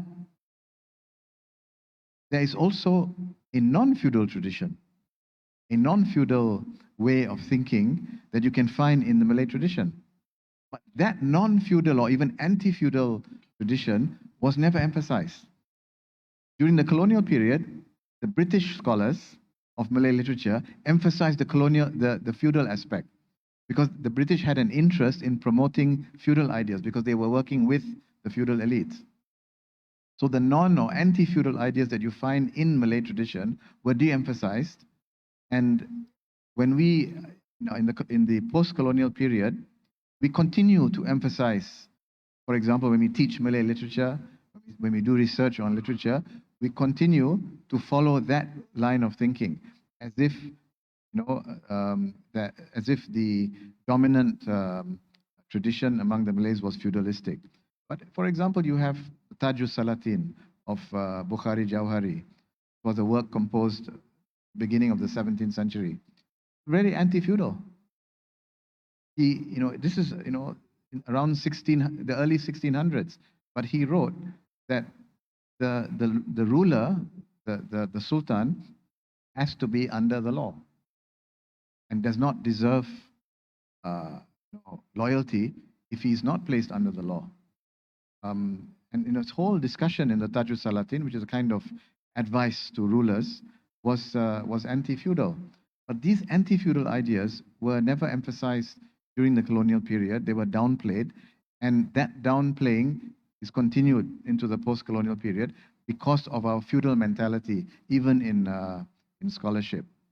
So much so that people don't imagine that there was an anti-feudal tradition in Malay thought, in the history of Malay thought. So that's why I'm saying we need to reconnect with our tradition. In any civilization, you will have a tradition of negative, backward ideas, and you'll have a tradition of positive, progressive ideas. Our problem is that we tend to stress in our education system the negative, which we put forward as positive. Like, for example, we talk about loyalty to the rulers. We talk about blind loyalty to the rulers as a positive trait. For this reason, we are confused about Hang Tuah. We are very confused about it. There are so many people in this country, including scholars, who think that Hang Tuah should be a hero. To me, it is crazy. It is unimaginable that a man who was willing to do the murderous bid of Sultan in those days, that there can still be doubt and controversy. That, maybe we should consider him as a hero. Very strange. There's something wrong with our sense of morality, even though we are Muslims, but seems like we don't really know what is right and wrong when it actually comes to, we'll talk about akhlaq and adab. In the abstract, it's all fine. When it comes actually to applying it, looking at historical cases, we don't seem to be able to do so. That's why this whole idea of intellectual traditions is very important. Malcolm X was very clear, very strong. He was clear about right and wrong. He was not a hypocrite. He spoke about the elephant in the room, that proverbial elephant in the room. He spoke about it. He spoke in very clear terms. He was not diplomatic. That's, I think, some lessons we can learn from Malcolm X. Don't be diplomatic. Critique things as they are. And don't refrain from criticism for fear of not being popular. We have too much of fear about that in this country. Perhaps we can take one more question, the last one. The guy at the back in the suit.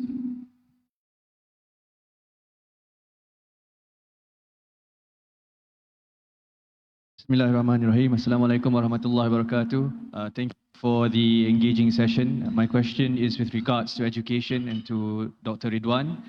Jean-Jacques Rousseau, he talked about education. He talked about how education is important to create a good citizen in society. My question is with regards to the idea of dependency, because Rousseau talked about how people shouldn't be people should be dependent in order for them to be good citizens. So how do we actually wean off that idea of dependency? For example, it's always mentioned that it's easier to learn something than to unlearn something. And as adults, it's always difficult to look back upon the past, upon things that we might know and which we might take for granted, and for us to change those ideas into something which is better for us as individuals and as a collective in society. And the other question is with regards to how, Prof. Farid just mentioned about how to be critical and to not be afraid of, probably talking about the status quo. And our education system, unfortunately, doesn't promote critical thinking. It creates a citizenry that is lazy, intellectually lazy. I mean, there's a book, Sekolah Bukan Penjara, University Bukan Kilang, which talks about this, right? Universities are not supposed to be factories where they create citizens and good workers. So in Malaysia, unfortunately, this is a big issue, as mentioned. So how do we actually overcome this problem? Is it a matter of political will? Is it a matter of, can we see it in the next generation? Is that the case? Thank you very much. Bismillahirrahmanirrahim. So I'm actually quite optimistic about the future of Malaysia. So let me start there. The problem that we are describing is a problem that exists all over the world. Right? It's not a Malaysian problem. It's a universal problem. When I go to France, I see the critique of the French education system, and they're exactly the same as the critique of the Malaysian education system. So it's really, there's no big difference. I think my take on the Malaysian education system is there's almost a paranoia about the syllabus. It's always about, let's try to make a better syllabus. And I think the Malaysian syllabus as it is fine. What has to be valued is literally empowering people to teach the syllabus in a more creative way. For example, if alhamdulillah, I'm in the International Islamic University in Malaysia, if I want to explore new ways to teach a course, I have no issue with my head of department. I'm actually encouraged to do so. In other institutions that I know, which I will not name, if you try to be creative with teaching a course that has already been taught for X number of years, your head of department say, what are you doing? Like, why are you trying to be smart? Just do what you're supposed to do. Do what we have been doing for so long. Coming back to something that Prof mentioned about the ranking of universities. I know ranking of universities is a big issue. Probably Dr. Mazli has got so many points on this issue.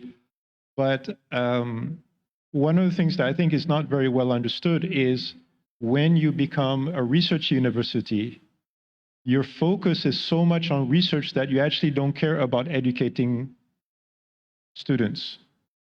And so if you want to be a good researcher, you basically give the minimum amount of information to your students, and then you just focus on your research, and you get promoted. I'll just give one short story to illustrate this, because this, when I heard this, shocked me and made me think, right? Which is what really this forum is all about. This is a story that was told by one of my former colleagues who was British, and he was attached to the University of Manchester.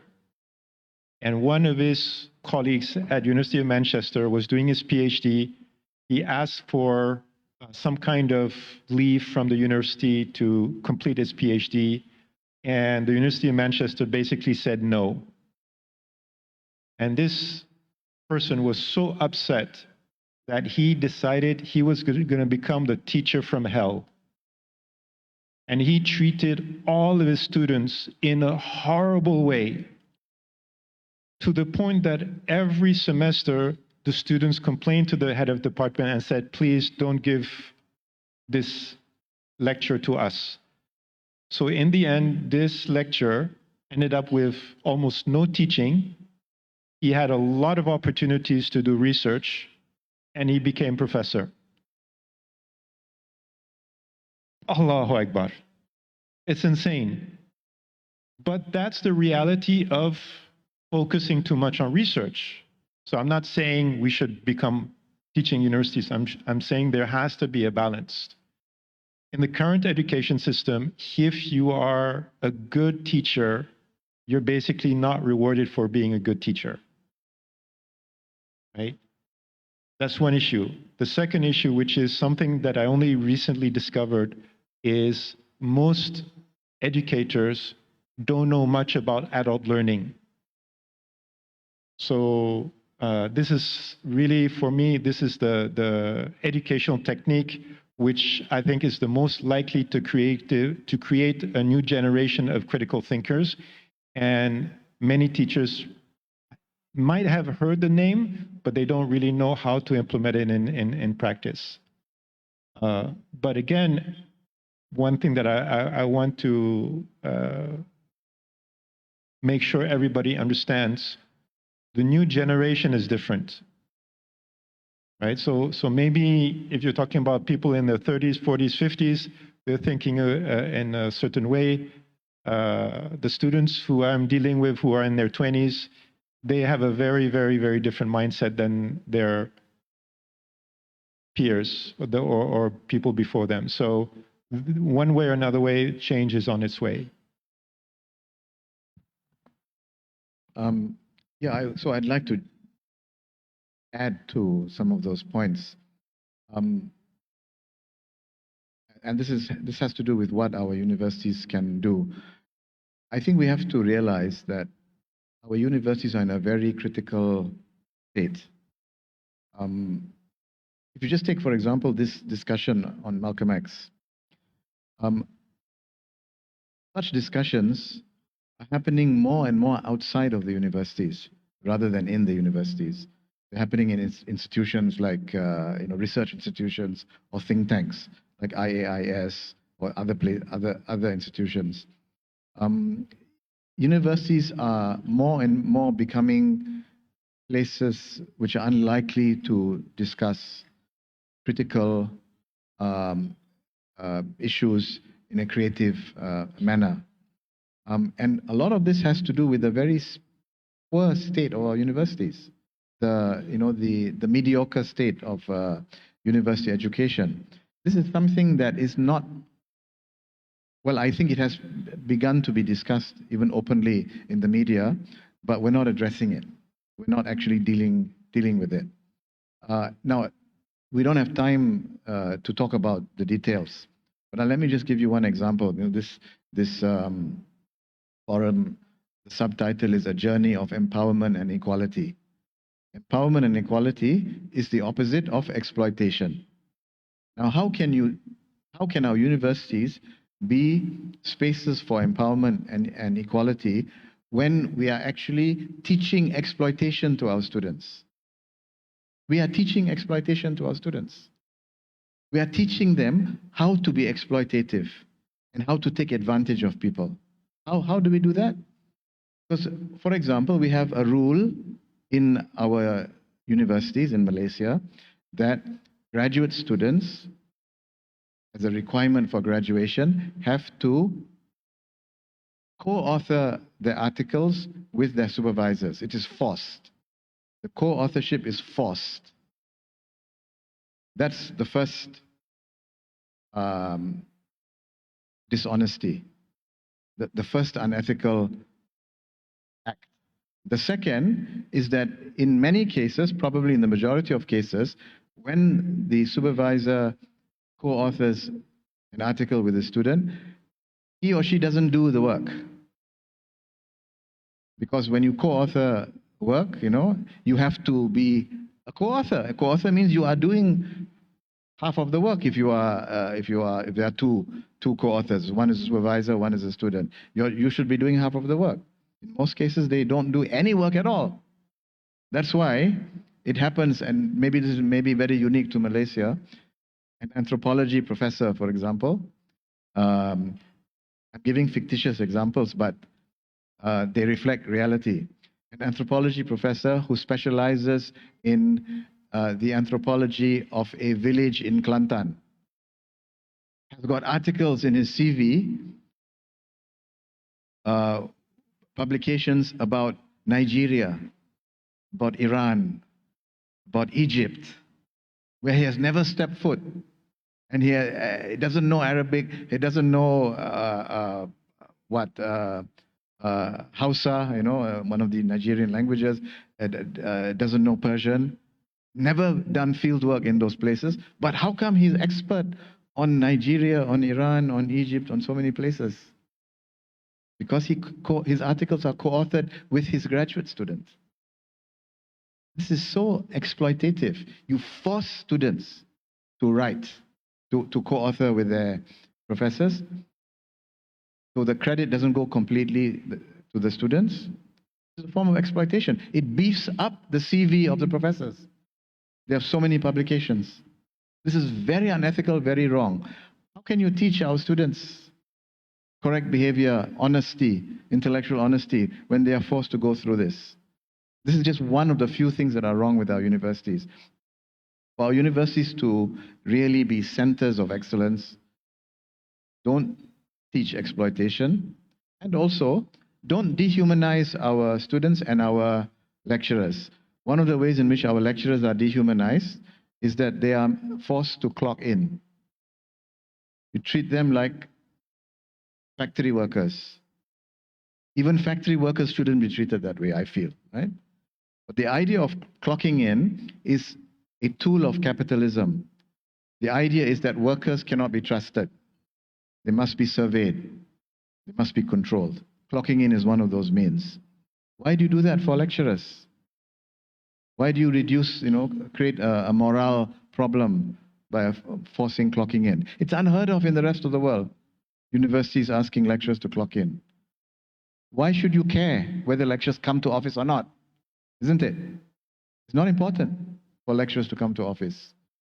The best scholars in the best universities of the world don't go to their office all the time. It's not necessary. As long as the professor is available when the students need to talk to the professor. That's all that's important. And the professors should be writing, researching, publishing. Who cares where they are doing it? It's ridiculous that they must be sitting in their office, writing their articles. They can be at home, they can be in a cafe, in a kopitiam, doesn't matter. And the important is that they are teaching properly.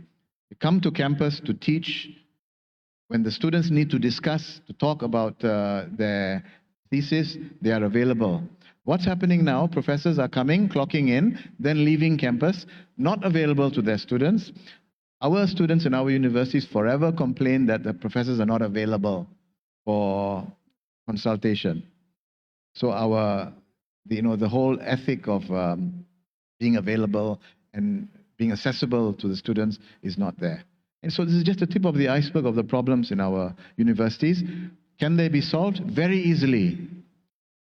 Put the right people in charge of the universities. The right vice chancellors, the right deans of departments, the right head of departments. They don't have to be great scholars. They just have to understand the academic culture. And leave the professors free, the lecturers, leave them free to do their research, to interact with their students. You'll create a great atmosphere. People will be happy. It's very easy, actually. I don't understand why it's not being done. Thank you to our both panelists for their answer. Distinguished guests, ladies and gentlemen, we have come to the end of this forum session. We hope you have found the discussion insightful and enlightening. There's more. Okay, but please keep your questions short and sweet. All right. Thank you so much. I would like to, maybe share with you about some of the things that I've shared with Dr. Mazli. I believe that we already reached that stage of education crisis. One, the performance for our primary education is really bad. We have a lost generation of pupils after the post-COVID issue. So our pupils are functional illiterates. Basically, they don't know how to read. Yeah. And then this generation are not interested to go to university. So before we talk about what's happening at our university, this is an appalling state, I must admit, because I'm doing my PhD at this one university, Prof. So we need to look at it from a systems angle or something like that. I just want your really short view on this. Thank you. Okay, thank you. Distinguished guests, ladies and gentlemen, we have come to the end of this forum session. We hope you have found the discussion insightful and enlightening. We thank to all our speakers for sharing their valuable perspective.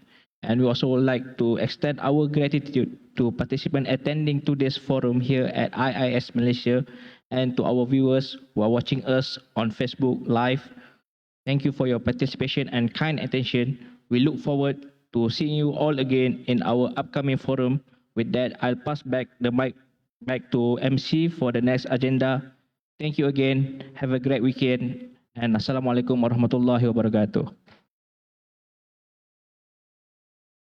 Alaikum assalam wa rahmatullahi wa barakatuhu. Can we appreciate them more, please? Thank you very much, Mr. Moderator, Brother Muhammad, and our panelists for this very important discussion. A total overhaul of not only our educational system, but also how we relate with things from personal, interpersonal to community, and of course to how our nations are run. This is quite an elaborate session where not only Malcolm X was discussed, but also the world at large. And I hope that our takeaways from this forum is going to change how we do our things personally, growing our self-determination, growing beyond the self to the selfless service to the community, and how we want to be remembered afterwards. And of course, what we do now have a significant impact on how people study us after our lives. And this is why it's important that always we look beyond now. And this is the trajectory of the future. May Allah subhanahu wa ta'ala bless you as you give us this very important insights from your wealth of knowledge and experience. Thank you very much, and we appreciate the forum with the moderator.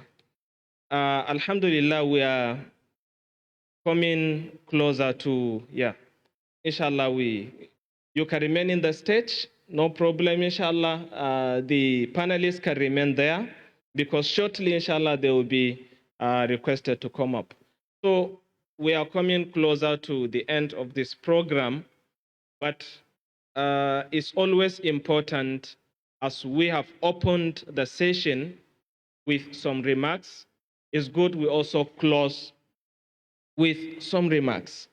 And in this guise, permit me to honorably recognize the presence of young Babahagia, Dr. Muhammad Noor Manuti, the Chairman, Institute of Islamic Understanding, Malaysia, who is here with us personally, and we indulge to listen to a closing speech from his personal self, inshallah, before we move to the next item of the agenda.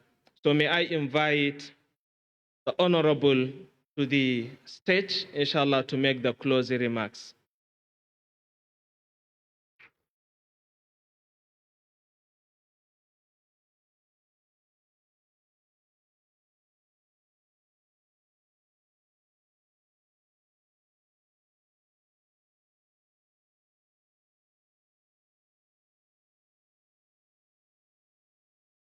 The mic, yeah, closing remarks, inshallah.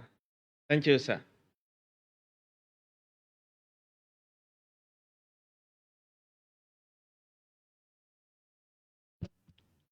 السلام عليكم ورحمة الله تعالى وبركاته. بسم الله الرحمن الرحيم. نحمده ونصلي على رسول الكريم وعلى آله وأصحابه أجمعين. Our dear friend, Brother Mazli Malik, Chairman of RAIS, Brother Haji Engineer Muhammad Jamaluddin Samshuddin, CEO of Exin, our respected Professor Said Farid Al-Attas, and our respected scholar associate Ridwan Fontaine from Kuliah of Economics and Management Sciences of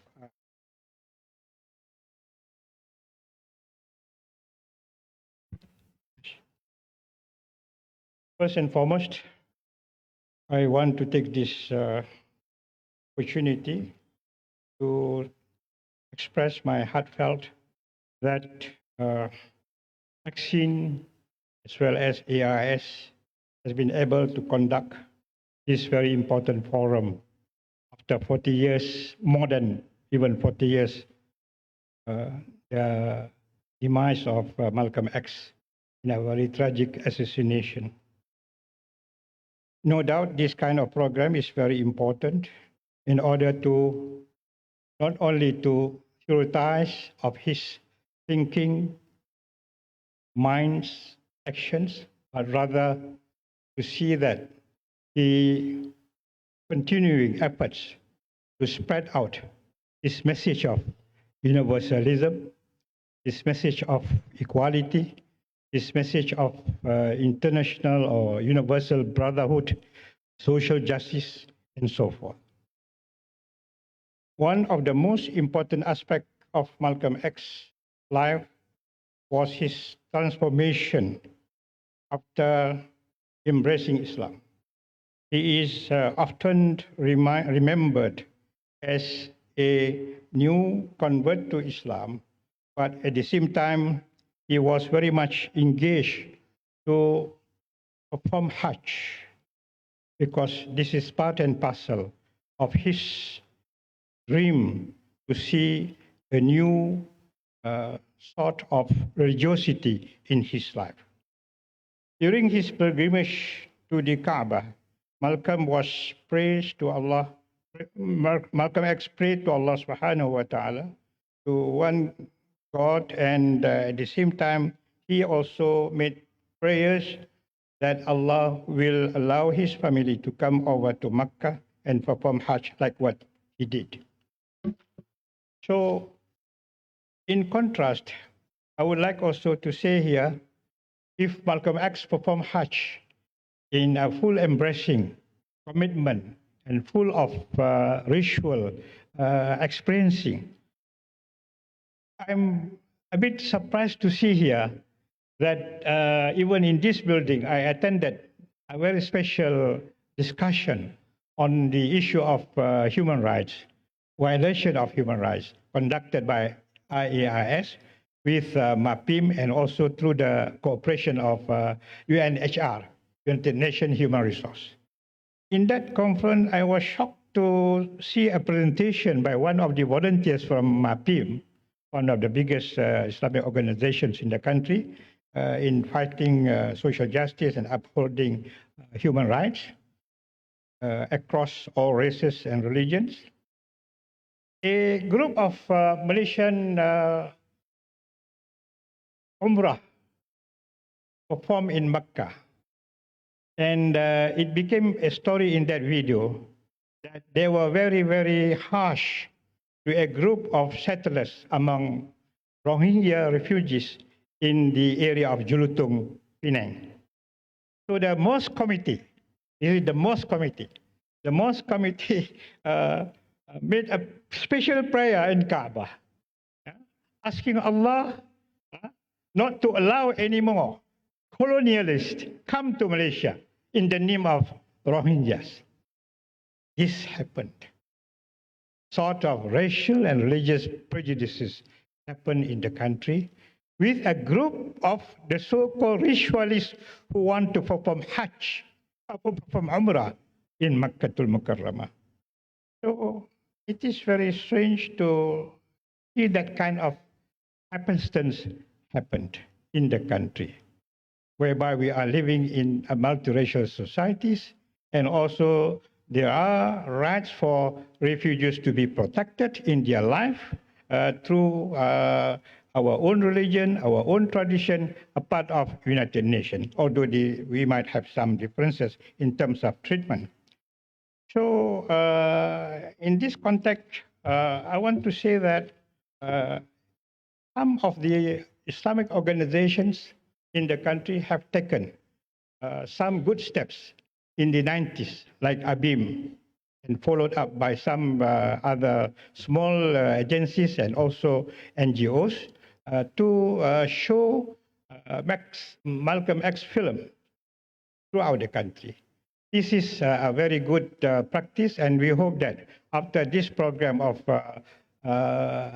rebrand of the program for Malcolm X, that we will see, inshallah, more active programs could be done in order to educate masses in the country that the importance of principles of cardinal principles of Islam and other traditions of religions and other traditions of world civilization, that is to fight for justice, equality, human rights, protection of human dignity, and so forth.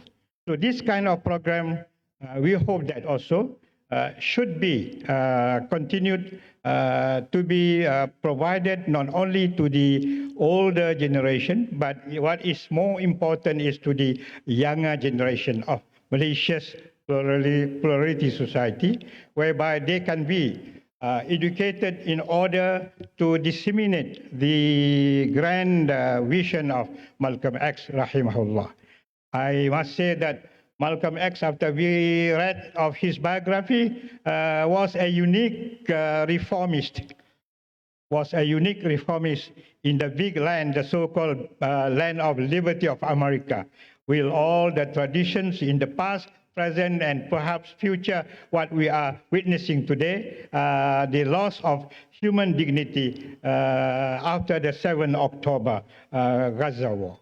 So we do hope, inshallah, that all other organizations in the country can be taken much more oriented action in order to see that the dream of Malcolm X, even other leaders of human rights throughout the world can be seen to be much more practical and spread out, not only in terms of thinking, spirit, but what is much more important in terms of actions in all dimensions of life, be it religion, politics, social, education, moral, and so forth. In this context, I would like also to say that IKIM, Institute of Islamic Understanding, has undertaken some practical steps as a beginning to spread out the need of respecting human rights from 1990s. The latest development 2-3 days ago, even myself and also Brother Dr. Jamal, we were together in International Conference of Human Dignity for Southeast Asia. For the first time, 9 muftis came to this conference. In the history of religiosity of the country, 9 muftis came and participated in the conference. And also the speech of Sultan of Perak was indeed par excellence in the context of what is happening in the world today with the messages from Islam and other traditions. Besides that, we are also glad to say here that the government also, through the Madani government, has taken some more practical steps in order to see that unity of mind among all people of Malaysia of different religions, cultures, and traditions. We have formed the very practical National Committee of Interrelations between all religions. And there are some good progress, at least insofar we have 3 meetings. We have 3 meetings which are much more practical, inshallah.